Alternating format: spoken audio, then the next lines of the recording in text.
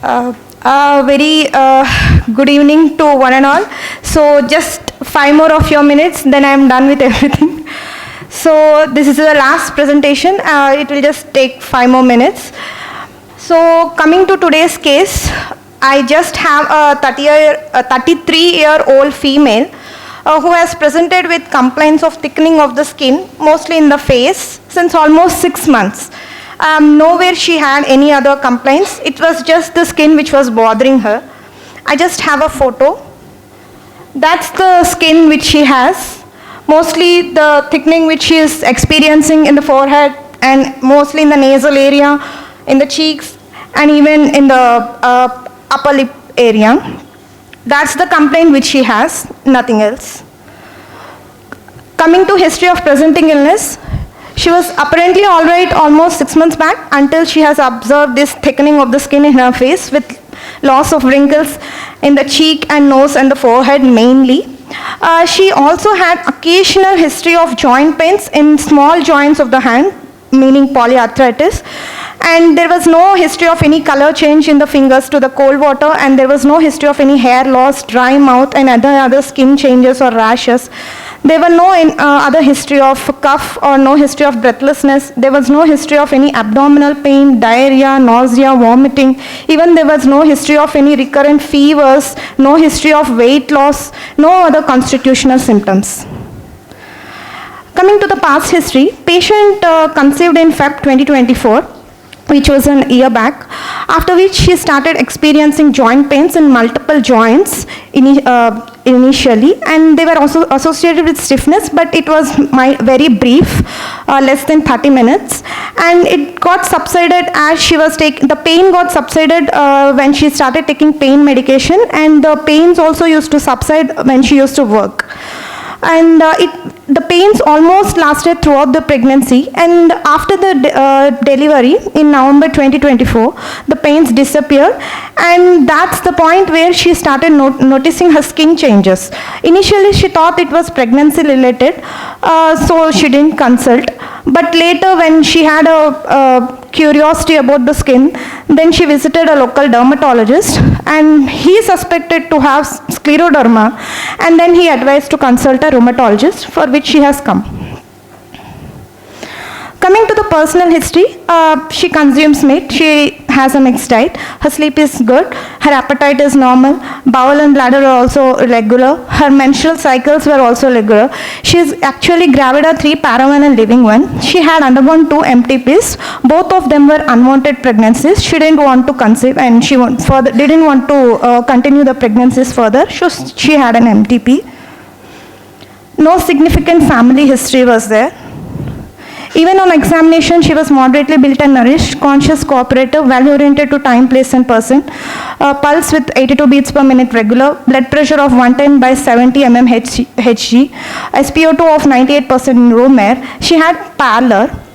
Her face had this shiny skin with the loss of wrinkles and almost the thinning of the lip. And systemic examination was pretty much within normal limits and unremarkable. So any differentials?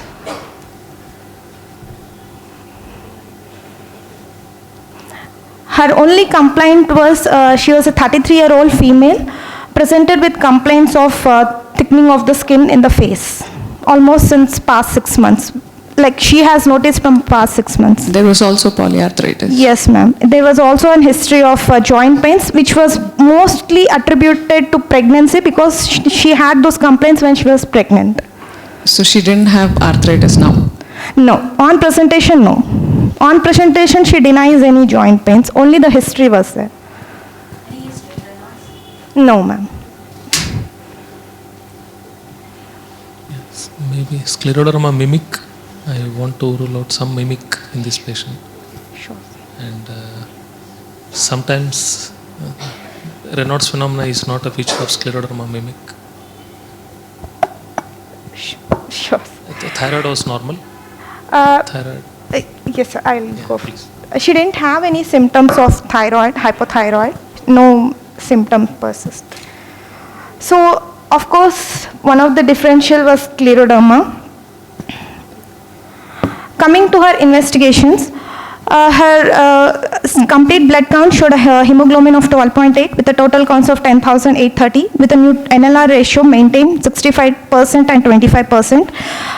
Platelets being 3.53 lakhs and ESR of 22 and CRP of 0.8 with pretty much normal and a serum creatinine of 0.4 and a urine routine being normal. Even her liver function tests were pretty much normal. AST ALT were mild elevated, above one range, 50 and 32. Her hepatitis B and hepatitis C screening was negative. So what to do next? She had these investigations with her, which I have already told. Should we go ahead and do ANA? Here I want to know We'll the let threshold the for audience. ANA. Yes. Do you want to do ANA? With How a many show of wants to? hands. Oh, quite a good number wanted. Okay.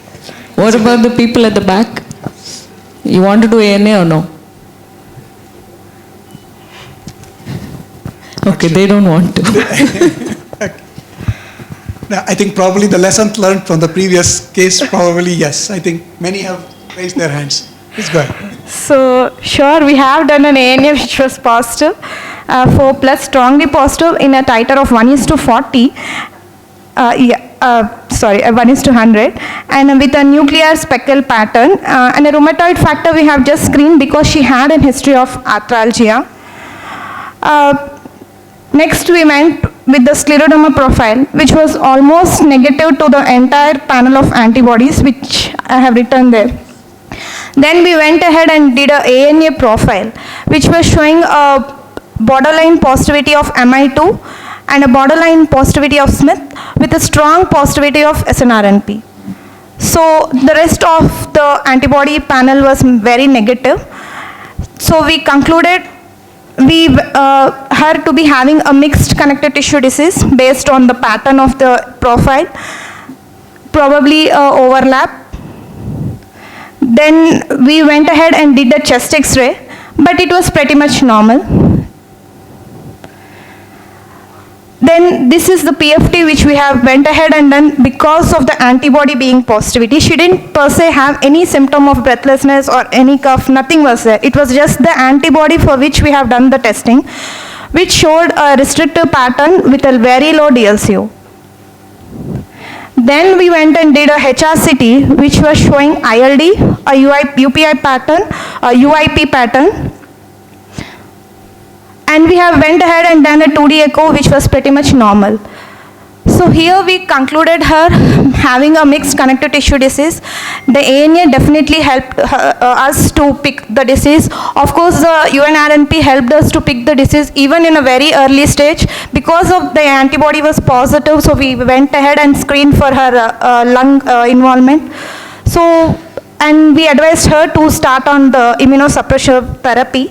Since she was breastfeeding, we initially started her on hydroxychloroquine and other supportive medications such as calcium and vitamin D. We also advised her to come back and review us to start her with mycophenolate mofetil and methotrexate. Okay, I'll take a small test for you before you go to the discussion. Okay.